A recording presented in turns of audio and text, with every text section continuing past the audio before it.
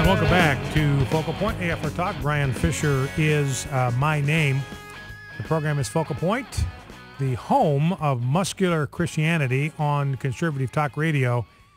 You got to be a cage fighter to be a part of this program. You got to be an alley fighter. You got to be willing to get into it, to get up in somebody's grill, to get after it, because we've got a country that we're trying to protect, a country we're trying to save. It's no time for the summer soldier and the sunshine patriot. We need guys in the fight like Steve Lonegan. Again, I want to be very clear. I'm not endorsing the guy.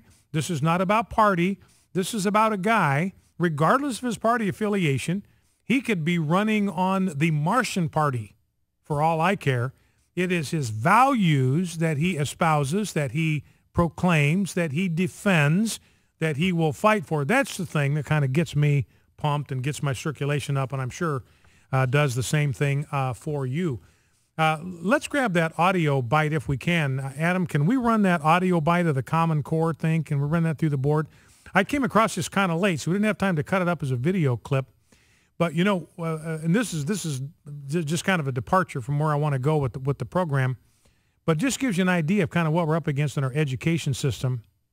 I was talking with Bert Harper this morning, by the way, who's heads our Repairing the Foundations Ministry to Pastors. And we were talking about how central the education system is in what's happened to our country. That I think you can attribute a lot of what has happened to our country, the decline in moral values, all of that, you can attribute that to our education system, which is a disaster. Everybody recognizes it is a disaster. Public education system, a miserable failure in school after school after school.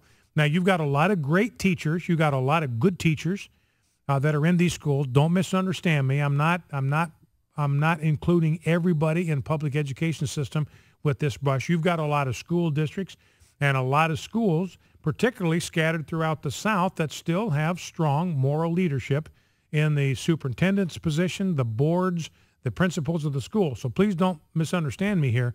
But you got a lot of places where the education system have simply become re-education camps for children. They're re-education camps. These colleges of education where these teachers get trained, I mean, they are kind of trained on how to replace the values that students got from their parents at home and from their church, replace those with the values of the educrats' preference. So they become just giant re-education camps. Our kids are going off to re-education camps. They go to Head Start, and they're going off to a re-education camp at ages 3 and 4. And I remember I was telling Bert a story this morning about living in Idaho, lived there for 29 years. Probably 20% of the population in the city of Boise, 22% is LDS, is Mormon. So our kids had a lot of Mormon friends. Debbie and I had a lot of Mormon friends. JD played with Mormon teammates, so we got to know their parents, and we would go to parent-teacher conferences with them where the sex education instructors would be asking for input from the parents. What do you want taught in our sex education classes? And it would be Debbie and I and some other evangelical parents, and then the rest of the group would be Mormon parents. They cared about these values. They had their kids in public education. They wanted good things taught to their kids. And I remember having a conversation, overhearing a conversation, not having a conversation, but overhearing a conversation with a teacher in the 8th grade. This would be basically middle school or junior high, we called it in Boise. And she said, look, she's 8th grade teacher. My job, basically, my mission is to, I'm going to paraphrase how she put it because I don't remember the exact words she used, but the idea behind it was these Mormon kids, they are sheltered. And and my job is to bring them out of that shelter. My job is to introduce them to the values, basically, of modern America and the 21st century, 20th century. So she was making it her deliberate objective to undermine and sabotage the values that these students had learned from their parents. That was her goal. It was her mission in life. So that's kind of what we're up against. The primary source of propaganda right now is the education system. It's reinforced by the media. It's reinforced by entertainment industry. It's reinforced now more and more and more by people in business. But the heart of this is an education system that is corrupting the minds of students, indoctrinating them, brainwashing them. And once again, I'm not including everybody. In fact, I will tell you, my kids were very involved in the music program at our public high school they went to. And the Christmas program every year, I would have been happy to have that Christmas program be the Christmas Eve service in my church. It was nothing but Christmas carols. We would end the concert, everybody with a candle singing Silent Night, Holy Night. The poem often, the One Solitary Life, that would often be read as a part of the Christmas concert in a public school. So again, I'm not trying to say that 100% of what's out there is bad, but what I'm saying, the heartbeat of the modern education system, the colleges of education, is to use the education system as a tool to re-educate kids, to indoctrinate them, and to undermine the values of their parents. I want you to listen to this soundbite. It's only about 20 seconds, but this Common Core thing is nationwide now. 45 states have adopted it. A lot of states are realizing how problematic it is, and they're starting to back away from it. You got one state after another. They're dumping on this Common Core. Texas has finally seen the light. Indiana has seen the light. There's movements in other states to disengage from this Common Core. And the whole idea here, run by the Obama administration, we got to get all of America on the same page. We've got to raise the standards. We got to make sure that all of our kids have a Common Core knowledge and competency. Well, listen to this is the math instructor. But even under the new Common Core, even if they said 3 times 4 was 11, if they were able to explain their reasoning and explain how they came up with their answer really in words and in oral explanations, and they showed it in the picture, but they just got the final number wrong, we're really more focusing on the how. So, Adam, can we play that one more time if I set it up?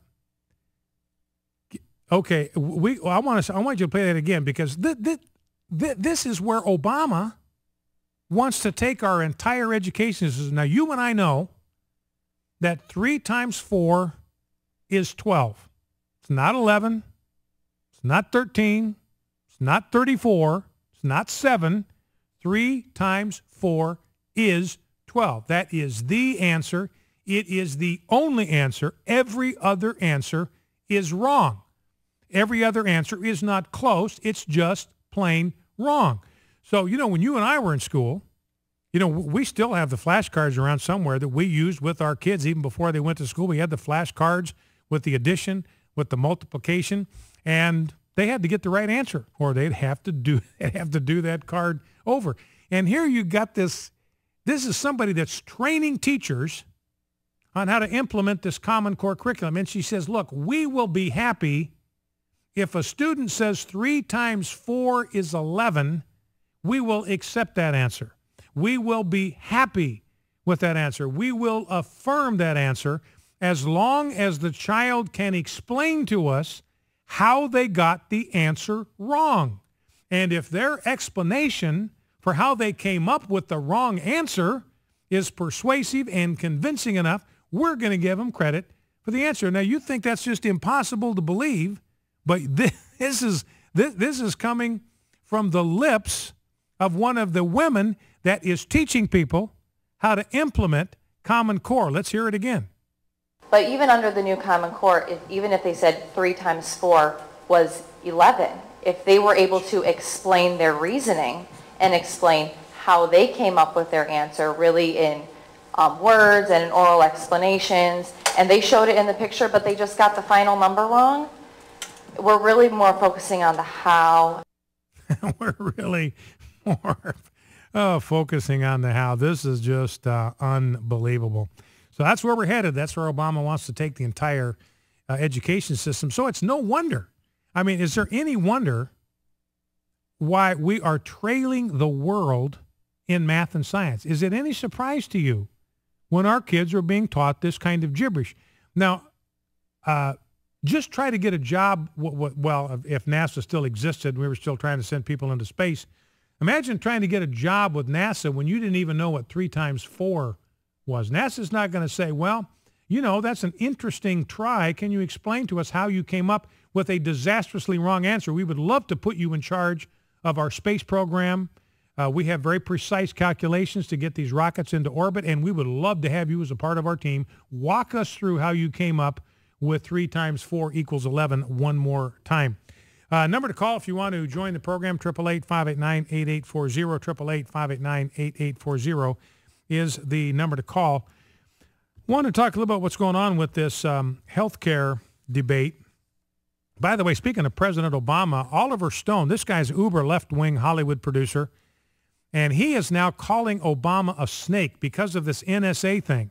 Remember, you had Steve Lonigan talking about that. We want an NSA that's spying on our enemies, not spying on our friends and our family members. That's what we want. And Oliver Stone concerned about that, and so he is calling Obama a snake because of the abuses with the NSA spying programs.